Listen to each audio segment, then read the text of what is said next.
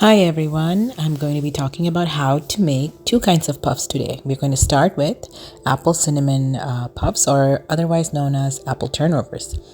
So we're going to start with some apples that have been diced. We're going to add some cinnamon, a pinch of nutmeg, brown sugar, and some melted butter and cornstarch. The reason for the cornstarch is to hold the liquids together while we bake, and that way it's not liquidy inside the puffs.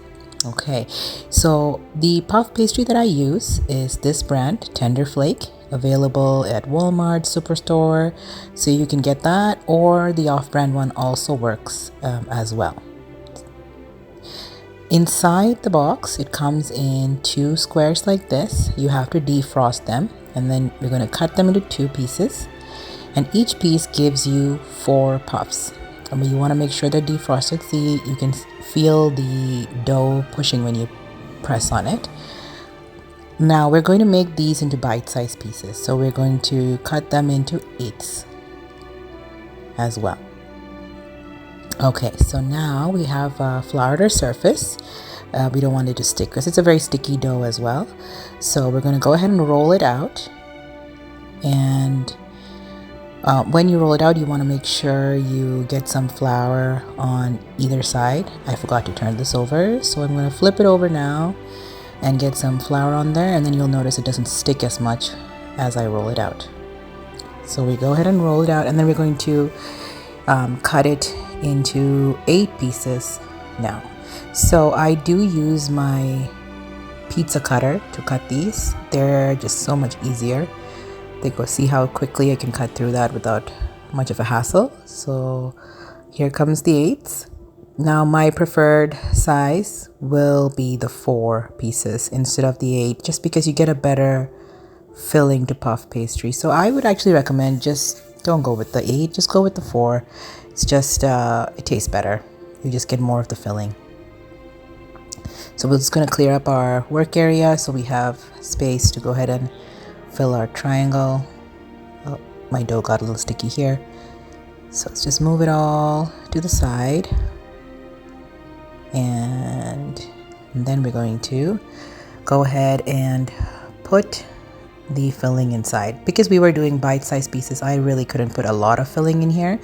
But if you are going to go ahead with the regular size, which is when you cut the pastry into 4s, I would say about 1/4 cup of the filling would work. And then we're going to fold this over. Same process works for the bigger turnovers as well. And then we're going to lightly push down with our finger, but we're not done yet. We're going to take our fork and we're going to crimp it. This just prevents it from all opening up and falling apart and all the filling coming out as well. And then we're going to keep it to the side and continue to do the rest of them as well.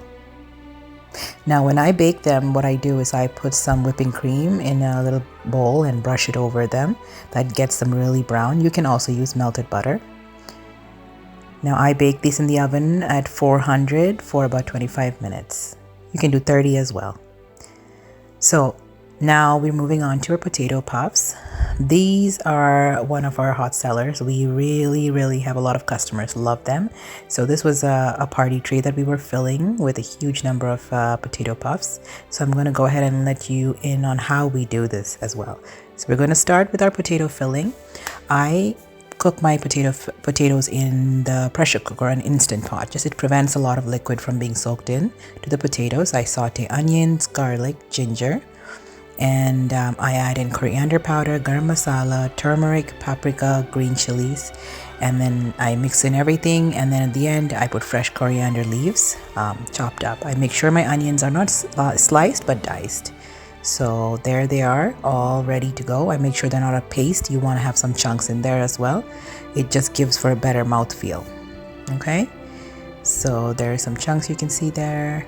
And make sure you salt the potatoes really well, because salt is very important for potatoes, and you want to make sure it's distributed right throughout the whole potato as well. Now we're going to start rolling it out. The same process really. Flour your work area and get your defrosted puff pastry. You want to make sure it's soft because it just really doesn't roll out well, and your puff pastry is going to break into pieces because there's a lot of layers of butter in here. So we're going to cut that in 4s. These are some that I already had made, so you can see how big they are. About as big as my hand when I cut it into 4. Really good size. Similar to a samosa, I would say, but healthier because we're not frying these, are we? So we're going to go with that size. And let's go ahead and roll these out.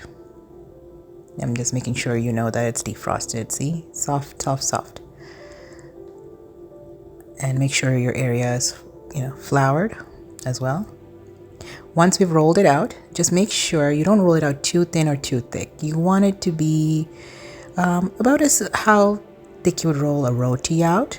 So you see, it's not going to be too thick, but not too thin either. You don't want it to tear, but you don't also want it to, not go far enough to cover your fillings. So we're going to cut it into 4. Remember, we're going for the big size for this one. We don't want to do the small sizes. So again, like I said with the apple pie, a 1/4 cup of filling is what we're going to put in here. Anything bigger than that, it just tends to seep out. So once we put the filling in, we're going to fold it into a triangle, and we're going to do the same sealing process that we've done before. So here we go. We're going to have the 1/4 cup. In it goes, and you want to bring corner to corner and make sure the filling stays in its spot, which is where sometimes it's hard. I'm doing this one-handed, so that's why you'll see I'm having a little bit of trouble crimping it. Push gently down on the edges, and then we're going to go ahead and do the same process with the crimping with the fork. That just seals the edges in, and also kind of leaves a nice little pattern on the puff at the end. Okay, it's a very easy process, really. And then we're gonna go ahead and put it aside.